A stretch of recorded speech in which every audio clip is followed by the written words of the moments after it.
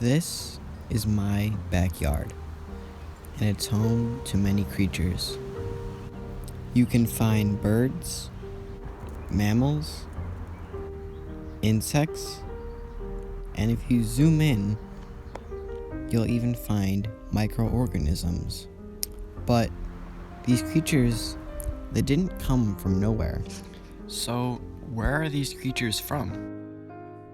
Well, to tell you that, we will have to travel back, far back. This is a series about an evolving planet.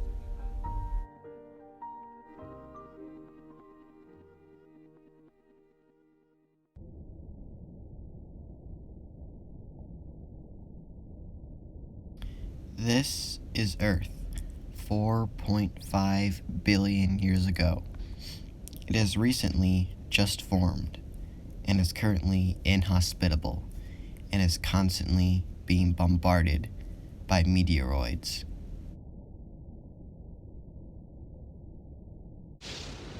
Earth currently sits at an unstable 446 degrees Fahrenheit or 230 degrees Celsius.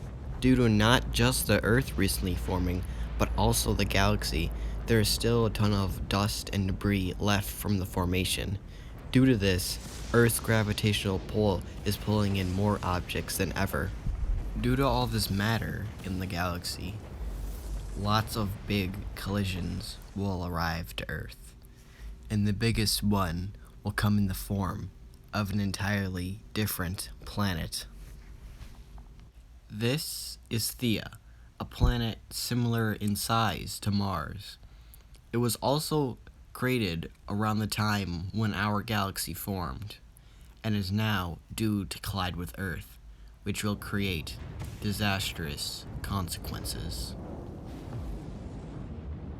This collision obviously created tons of dust and debris, though this dust and debris would actually benefit our planet, as it would eventually lead to the formation of our moon.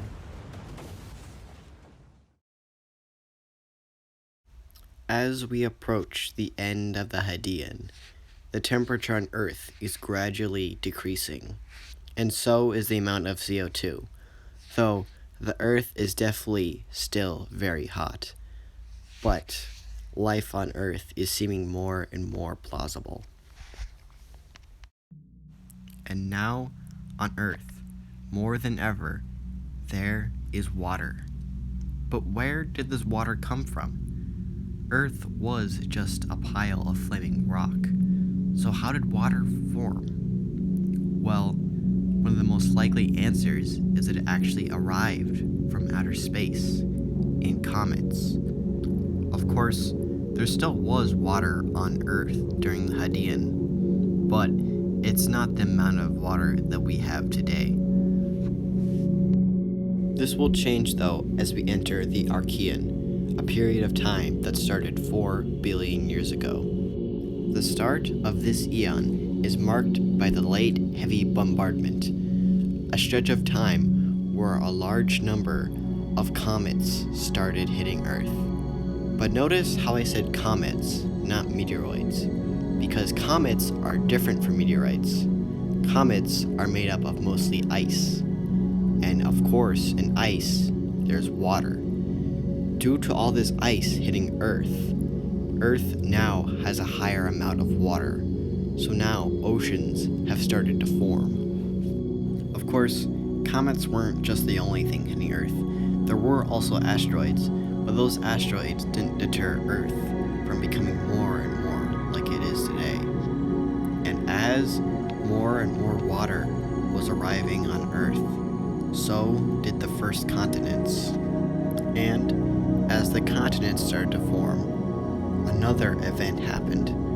One of, if not the most important event in the history of life on Earth. The first actual living organisms. This is a single-celled organism, and it's a type of single-celled organism called a prokaryote.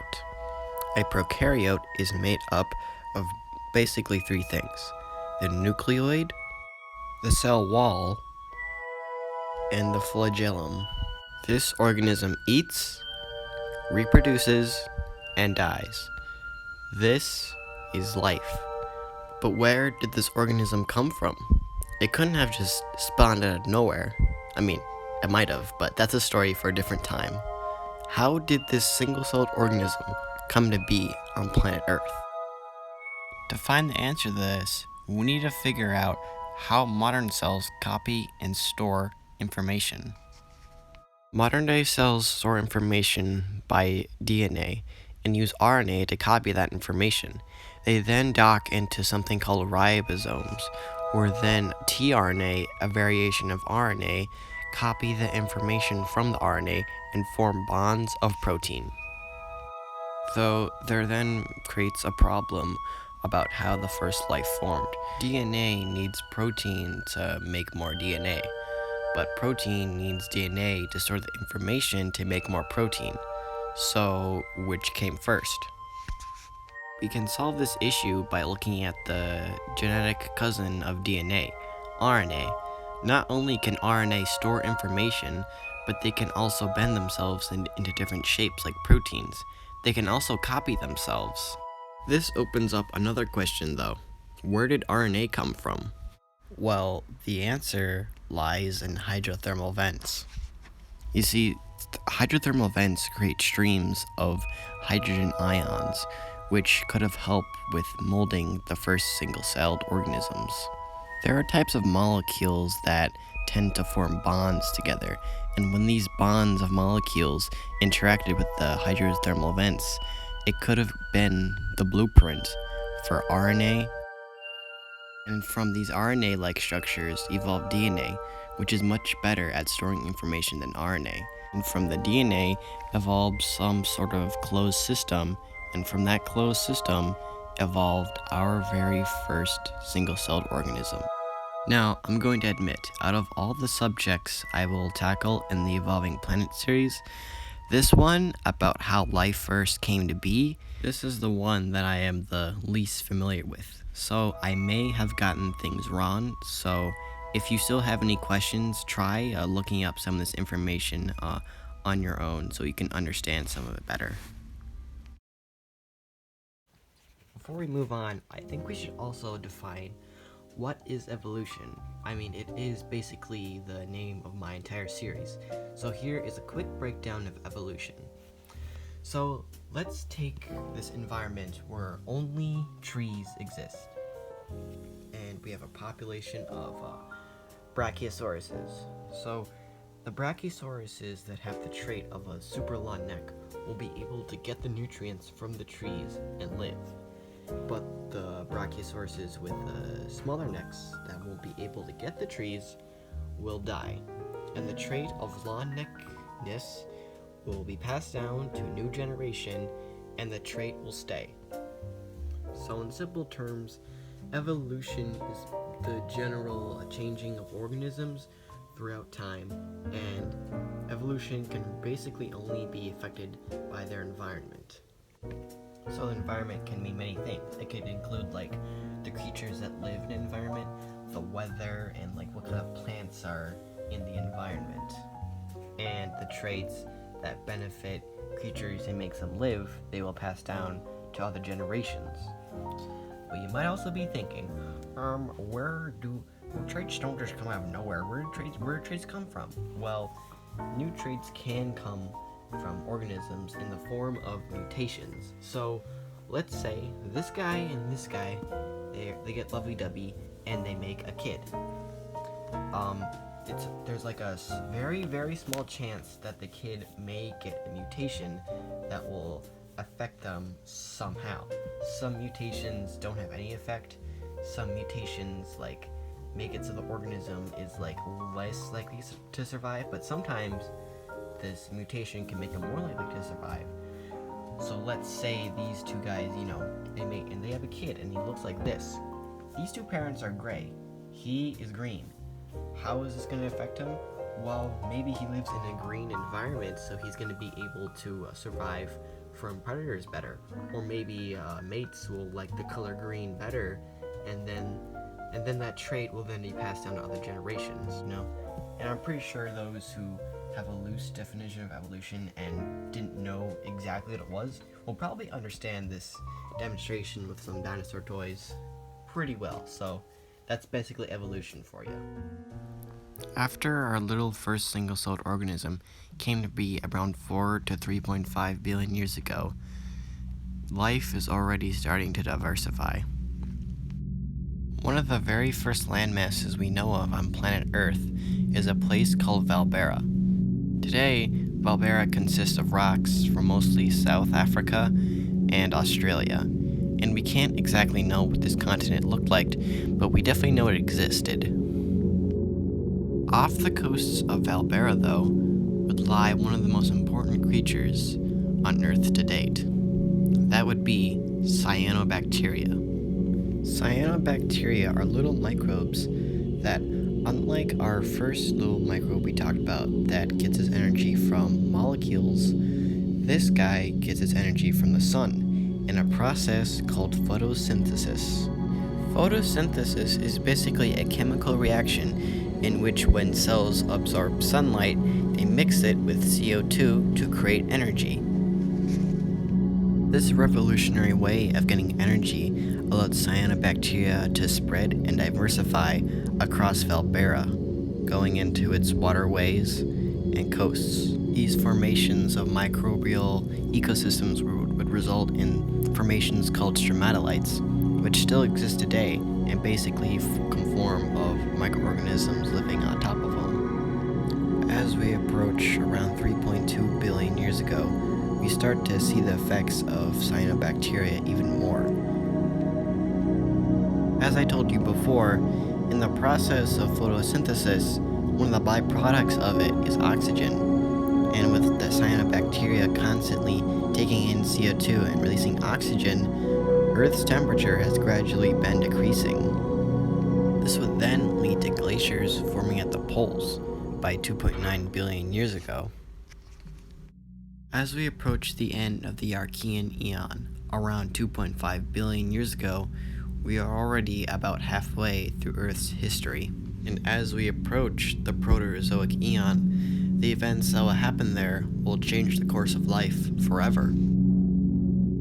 At the start of the Proterozoic Eon, we can already see more of the consequences from all the cyanobacteria, as they are increasingly increasing the oxygen in the atmosphere.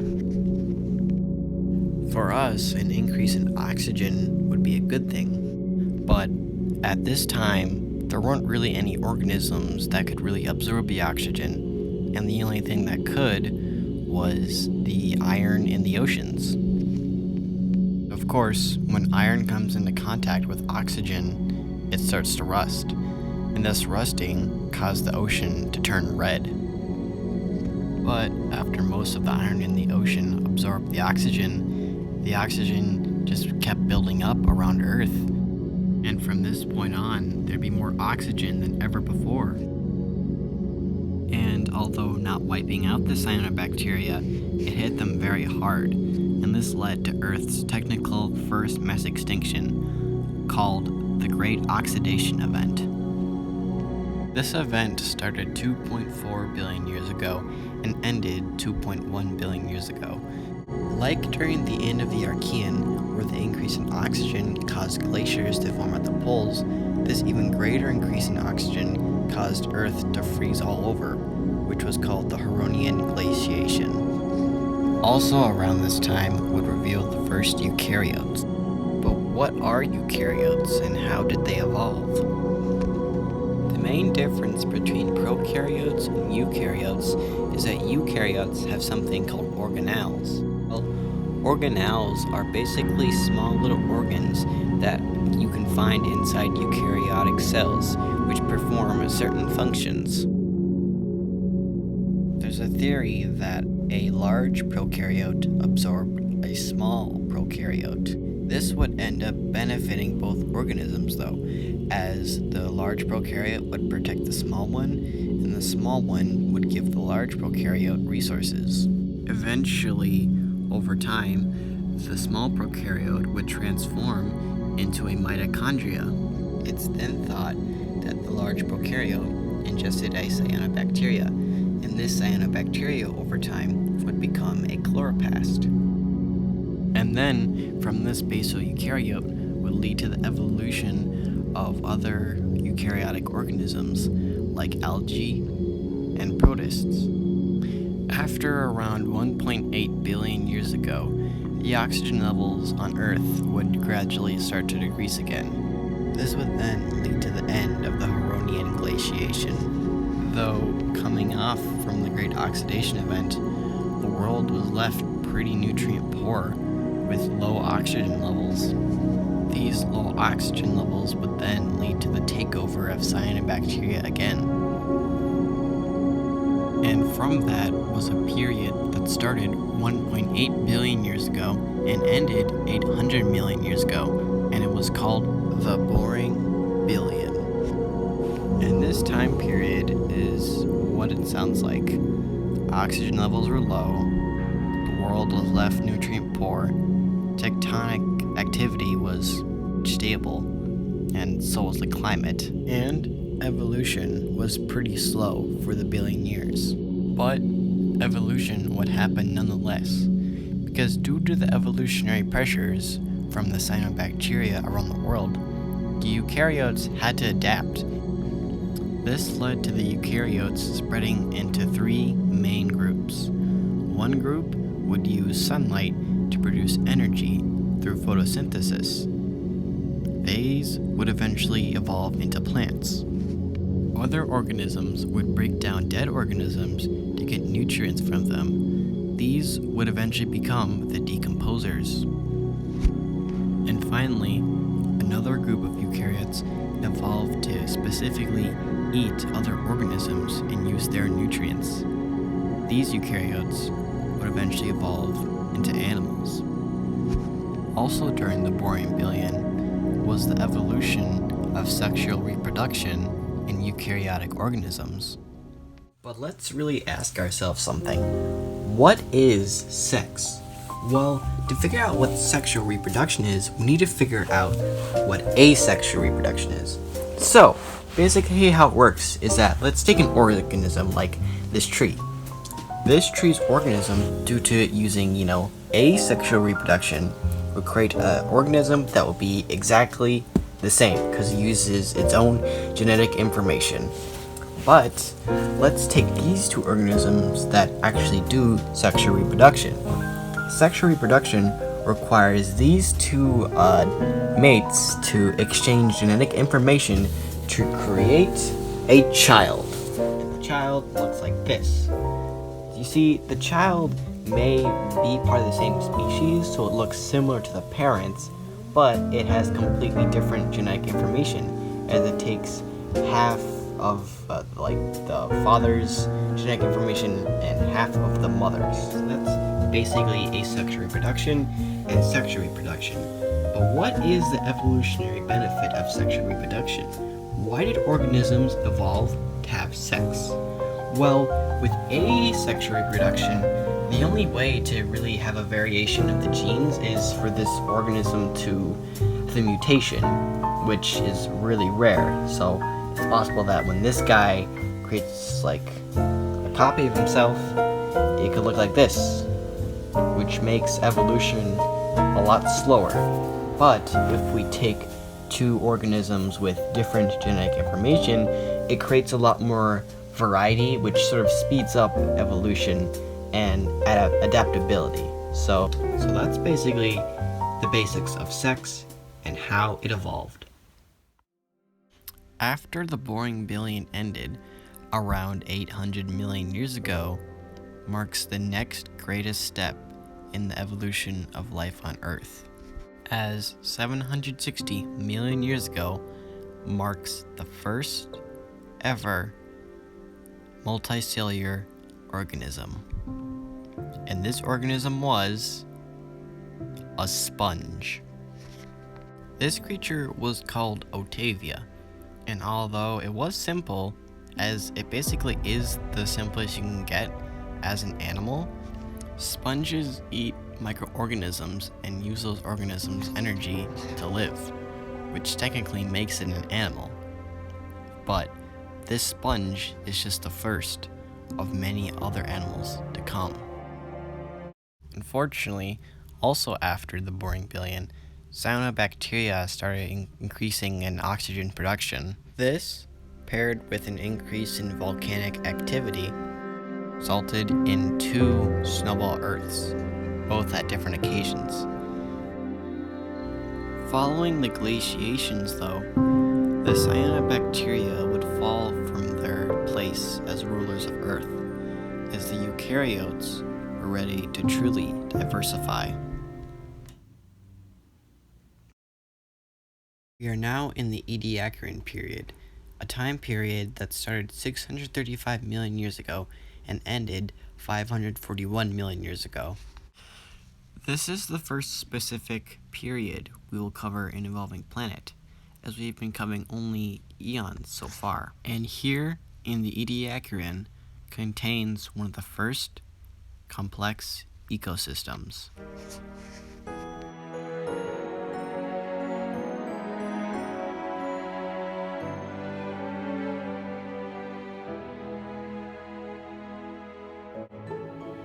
This is a comb jelly. It's an organism that eats zooplankton and other microorganisms. This is Charnia, and although it looks like a plant, it is technically an animal. Charnia gets its energy by filter feeding microorganisms, and it's even thought that it may have grown algae on it and gotten energy from photosynthesis.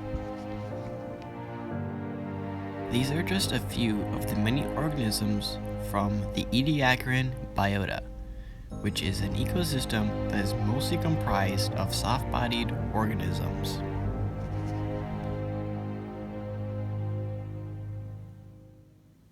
On the left, we have an organism called Dickinsonia, and on the right, we have another organism called Kimbrella. Both of these organisms are soft-bodied filter feeders that slowly move across the sea floor, gradually picking up whatever they can find. This organism, Tribactium, isn't actually symmetrical. Most animals today and extinct are symmetrical. This organism has 3 symmetrical sides, which gives it trilateral symmetry.